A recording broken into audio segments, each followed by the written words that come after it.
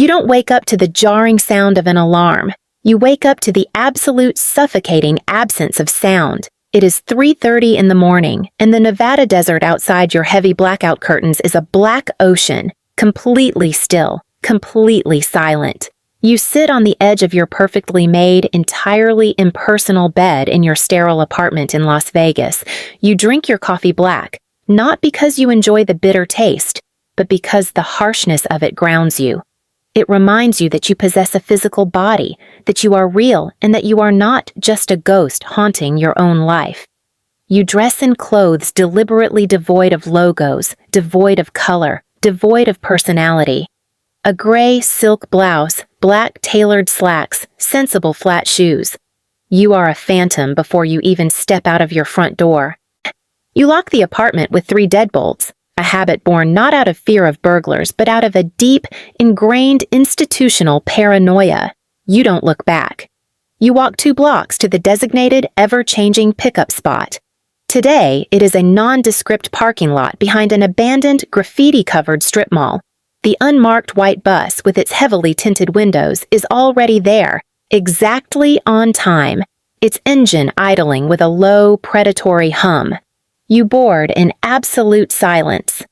The other passengers, a mix of men in cheap suits and women in practical attire, stare blankly ahead. No one speaks a single word. No one asks about the weekend or the weather. You present your retinas to the biometric scanner mounted next to the driver, wait for the green confirmation light, take your seat in the back, and the bus begins its long, dark journey down the desolate stretch of asphalt known as the extraterrestrial highway. You are a top-tier structural engineer, a recognized prodigy in aerospace thermodynamics and exotic material stress. But out here, moving through the cold desert night, you are just a highly classified alphanumeric sequence on a plastic badge. The myth of Groom Lake, of Area 51, is loud and aggressively colorful. Tourists wearing tinfoil hats and carrying cheap binoculars gather miles away at the perimeter gates, desperately hoping to catch a glimpse of flying saucers or erratic lights dancing in the night sky. They think this place is all flashing neon, alien autopsies, and cinematic science fiction. The reality of the base is infinitely more crushing. The reality is pure, unadulterated bureaucracy. It is endless. Soul-draining paperwork wrapped in layers of classified protocols. It is miles of subterranean, sterile white corridors illuminated by buzzing fluorescent bulbs that give you chronic, throbbing migraines by 3 in the afternoon. It is the pervasive, inescapable smell of industrial bleach, recycled air, and burnt ozone. After the bus drops you at the secure terminal, you board a Janet flight, the unmarked passenger jets that ferry the ghosts from Vegas to the dry lake bed. When you arrive, you descend. The elevators go deep into the earth, sealing you inside a concrete tomb. You spend your waking life analyzing thermodynamic stress fractures on synthetic alloys that do not officially exist on the periodic table. You don't know where the metal is mined, synthesized, or recovered from. You aren't paid to ask those questions. Curiosity is a fireable offense, and being fired from this facility is not something you survive with your freedom intact. You are paid an exorbitant, almost obscene amount of money to ensure that when this specific dark metal is subjected to temperatures exceeding the surface of the sun, it does not shatter or disintegrate. The entire system of the facility is built on a foundation of absolute compartmentalization.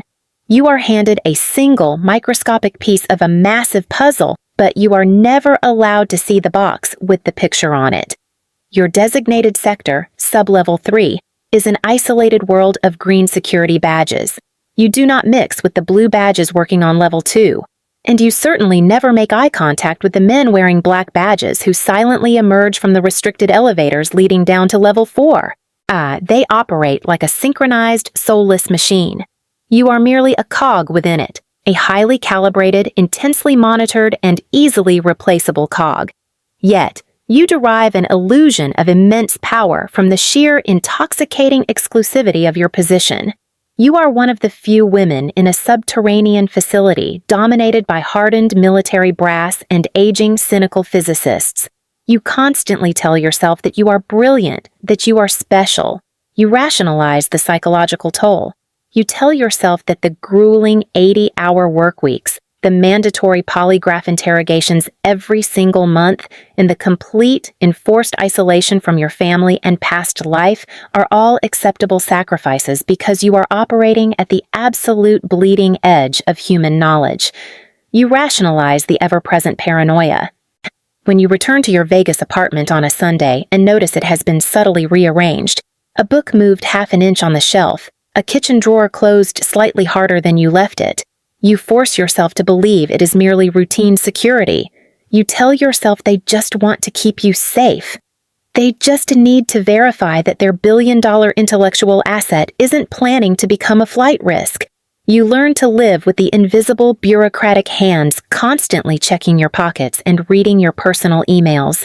You learn to love the golden cage because the bars are forged from classified state secrets that make you feel like a deity among the ignorant, oblivious masses living their trivial lives above ground.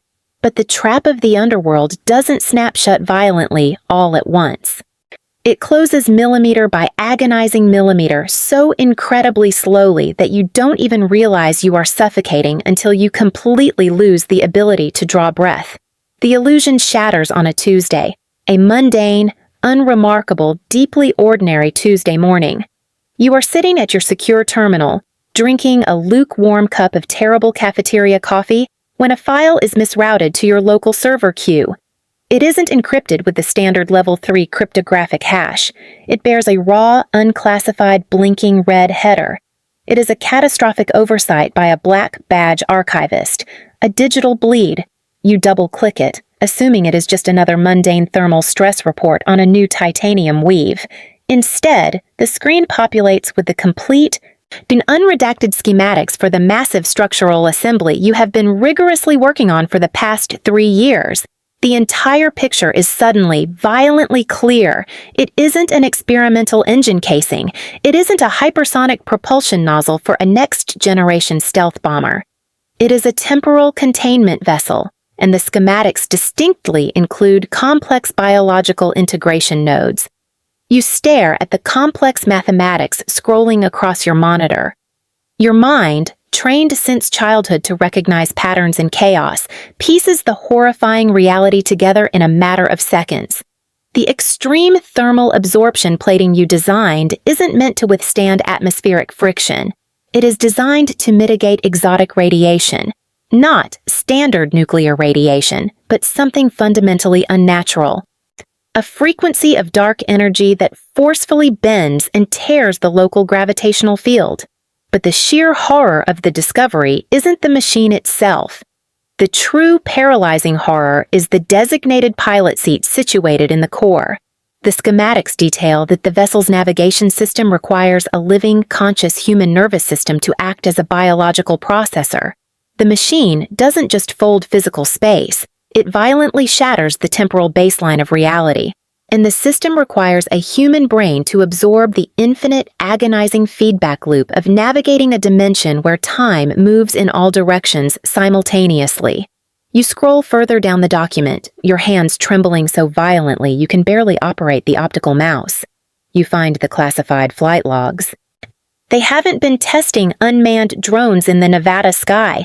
They have been testing living human beings, elite military volunteers who were fed lies, told they were testing advanced, high-G stealth fighters for the defense of the nation. You scan the names. Your heart stops when you recognize one. Captain James Miller, a kind, quiet man who used to sit exactly 3 rows ahead of you on the white bus every morning. He stopped taking the bus 6 months ago. You casually assumed he had been reassigned to a base in Virginia.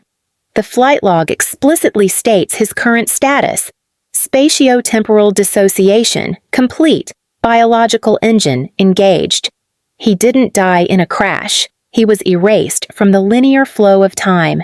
His consciousness was forcefully spread across a localized temporal tear. He is currently and forever trapped in a microsecond of infinite, agonizing compression. acting as a living battery powering a machine that the government hopes to weaponize for global supremacy. And the crushing, sickening realization hits you. You built the cage that holds him there. Your brilliant thermodynamic plating is the only thing keeping his physical body from instantly incinerating, thereby prolonging his eternal, conscious torture. The revelation hits you like a physical blow to the chest. The artificially cooled, sterile air in your subterranean lab suddenly feels incredibly heavy, thick with the invisible ghosts of men who no longer exist in our linear timeline. The generalized paranoia you felt before ceases to be a creeping, distant shadow. It instantly becomes a blinding, terrifying spotlight aimed directly at your face. You know the truth. So, and inevitably, the system will know that you know. Your terminal silently records every single keystroke, and the microscopic webcam embedded in the monitor tracks your pupillary dilation. You have exactly 3 seconds to make a decision that will determine if you live or die. You forcefully close the file. You rapidly type a generic, benign error code into the system log, documenting a routine cache glitch. You stand up from your ergonomic chair. You walk to the break room. You pour another cup of coffee. You drink it. You use every ounce of your formidable willpower to force your racing heart rate to slow down, to stop the cold sweat from beating on your forehead. You return to your desk and pretend to be the oblivious, compliant cog. But a heavy block of cold dread settles permanently in your stomach, a block of ice that will never, ever melt. The realization is absolute and soul-destroying. The deepest secrets of Area 51 aren't extraterrestrial in nature.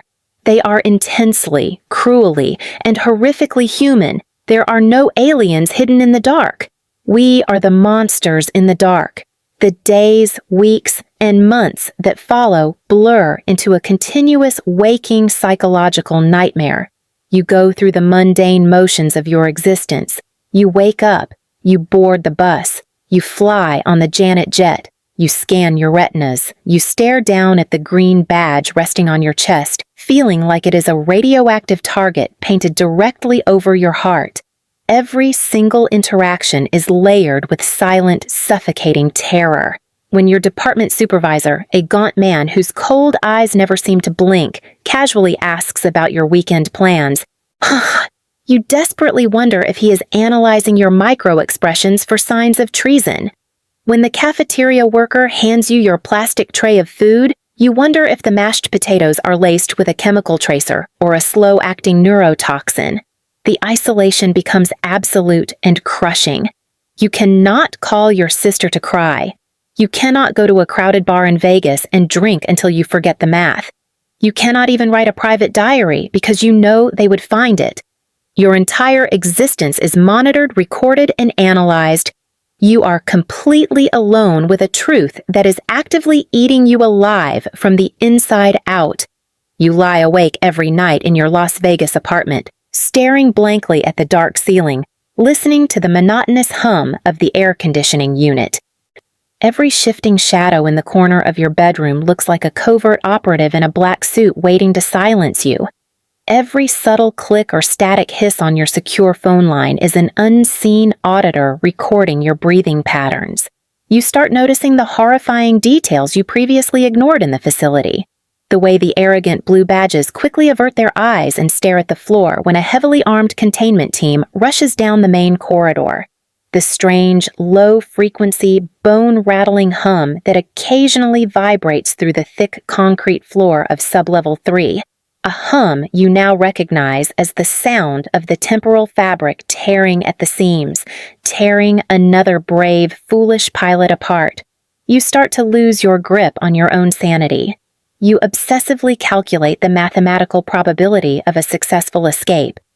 It is absolute zero. There are no whistleblowers in this ecosystem. There are no investigative journalists who possess the clearance or the power to save you. If you attempt to run, you instantly become a classified national security threat. You won't be formally arrested or given a trial. You will simply become a tragic, unexplained hiking accident in the unforgiving Mojave Desert. Or, infinitely worse, your punishment will be reassignment. You will become the next biological processor forcefully wired into the containment vessel you helped design. You are a helpless prisoner trapped in a flawless cage of your own architectural design. You eventually stop looking at the sky when you walk to the bus. You used to look up at the vast canopy of stars and wonder with childish awe what beautiful mysteries were out there in the cosmos. Now, you only look down. You keep your head bowed. You focus entirely on the gray concrete. You focus solely on the thermodynamic equations on your monitors. You become physically smaller, quieter, a ghost haunting your own office. You realize that true horror isn't a terrifying creature with sharp fangs lurking in the shadows. True horror is a neatly formatted Excel spreadsheet detailing mandatory human sacrifice for the sake of geopolitical and dimensional dominance.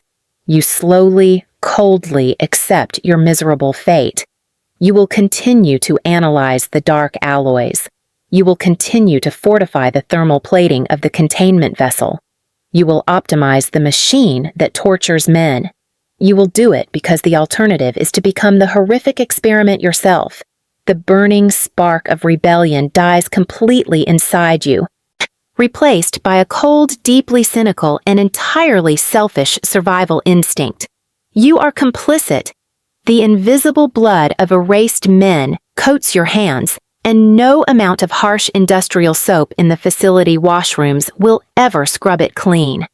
You are the brilliant architect of a waking nightmare, and your eternal punishment is to live silently inside it, wide awake, fully aware, forever. The millions of dollars quietly piling up in your offshore bank accounts is pure blood money, entirely useless because you will never live long enough or be free enough to spend a single dime of it. The ultimate heavily guarded secret of this desolate place isn't the advanced technology. It is the systematic absolute destruction of the human soul. You are a world-class engineer, a pioneer of modern physics, a woman who bent the rules of the universe. And you are already dead. You just haven't stopped breathing yet. That's all for today. The story you just heard is fiction, but the reality of black sites, unchecked military-industrial complexes, and the crushing psychological weight of classified secrets happens every day. If this story made you think, leave a comment saying what your biggest takeaway was. Subscribe so you don't miss the next stories from the underworld. Until next time.